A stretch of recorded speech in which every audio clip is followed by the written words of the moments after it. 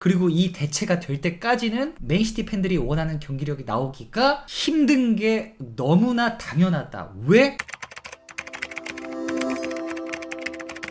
로빈요. 로드리가 발롱도르를 수상했죠. 메날두, 모드리치, 벤제마 이후 90년대생 최초 발롱도르. 이거 귀합니다. 로드리가 96년생이죠. 이로써 96 랭킹 전세계 1위. 한때 96 랭킹 1위 델레 알리였는데, 그리고 뭐 코망도 있었고, 우리나라 96 랭킹 1위 김민재죠. 제가 항상 하는 고3 기준은 무조건 황희찬이었고, 그 뒤에 나상호, 황인범이 있었죠. 메시, 호날두 때문에 90년대생 축구 선수들은 이걸 보고 시대를 좀 잘못하고 났다고 해야 되나? 진짜 메날두만 아니었으면 한 번쯤은 받았을 만한 선수들이 그래도 꽤 있죠. 데브라이너, 반다이크, 아자르, 살라, 마네, 네이마르 정도? 하지만 발롱도르가 무슨 연말에 연예대상 나눠먹기도 아니고 애초에 그렇게 한 번쯤은 받을만 했다 해서 다 받았으면 발롱도르가 아니겠죠. 로드리가 이제 미드필더로 발롱도르를 받았잖아요. 그것도 3선 수비형 미드필더로. 이것도 한편으로는 축구계에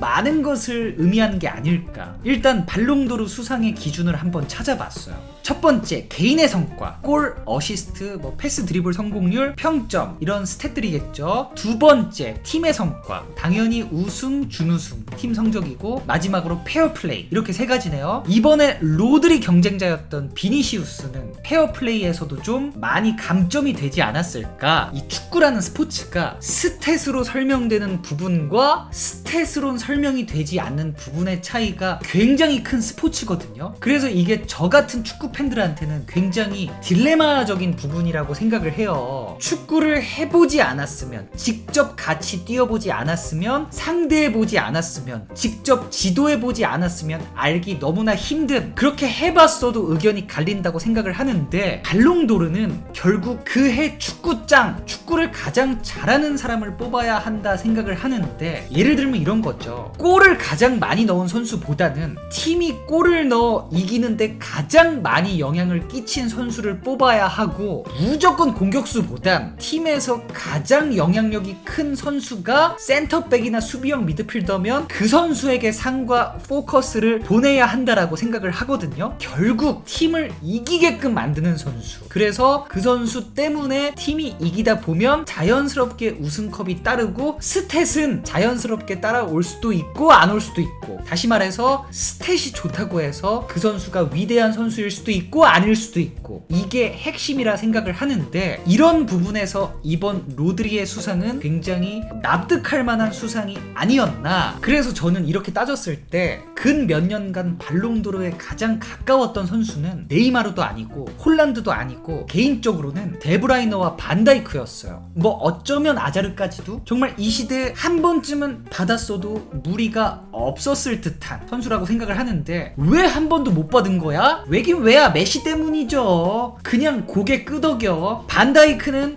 2019년 메시에 이어 2위를 차지했었고, 데브라이너는 2022년 3위, 2023년에는 메시, 홀란드, 음바페에 이어 4위에 올랐습니다. 이때 맨시티가 트래블을 한 해죠. 메시 당연하고 음바페 일단 그렇다 칩시다. 단순 맨시티 안에서 놓고 봤을 때 홀란드가 덕배보다 더 높은 발롱도르 순위를 기록했어요. 한마디로 이해 메시 아니었으면 발롱도르는 홀란드인 거예요. 자, 홀란드가 정말 맨시티 데뷔 첫 해 기록적인 골을 기록하고, 맞지만 결국 맨시티가 트래블을 하고 팀을 이기게끔 더 많이 만든 선수는 누구냐 했을 때, 스탯은 홀란드보다 딸리지만 이건 데브라이너일 수 있다 이거죠.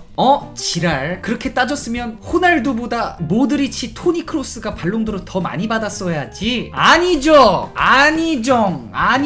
여러분들, 골을 볼 때는 이걸 봐야 돼요. 이게 그 선수가 아니었으면 안 들어갔다. 호날두의 단독 돌파, 호날두의 중거리 슈팅력, 호날두의 헤딩력, 점프력, 집념, 이 선수가 아니었으면 이 골은 없었다. 이걸 봐야 되는 거예요. 이게 곧 방금 말했던 팀을 이기게끔 만드는 선수의 가장 직관적인 예죠. 그리고 또 하나 봐야 될 게 있어요. 엄청 중요하게. 바로 기점이에요. 물론 홀란드도 홀란드 아니었으면 없었을 골들 있어요. 하지만 어떤 골들이 더 많아요? 덕배의 지리는 수루 패스, 덕배의 미친 크로스, 혹은 다른 맨시티 선수들과 세계 1등 감독 펩 과르디올라가 만들어 놓은 전술 아래 데브라이너의 기점으로 시작된 골들. 데브라이너가 없었으면 홀란드의 골 찬스까지 이어지지 못했을 데브라이너의 플레이 선택이 있었기 때문에 만들어진 골들이 더 많다는 거죠. 그래서 가장 원초적으로 메시, 호날두, 호나우두처럼 직관적으로 하는 득점이 아니면 골, 어시스트, 스탯 숫자보다 더 중요한 것은 플레이 기점이다. 골과 어시스트 이전엔 기점이 항상 있다. 하지만 이 기점은 스탯에 거의 반영되지 않는 경우가 많다가 될 수 있겠네요. 이제 요즘 맨시티의 경기력이 점점 떨어지고 토트넘 본머스에게 2연패를 당했죠. 이게 앞으로는 더 전성기 맨시티 때보다 그럴 수밖에 없다라고 생각을 하는 게, 이게 다른 선수들은 어찌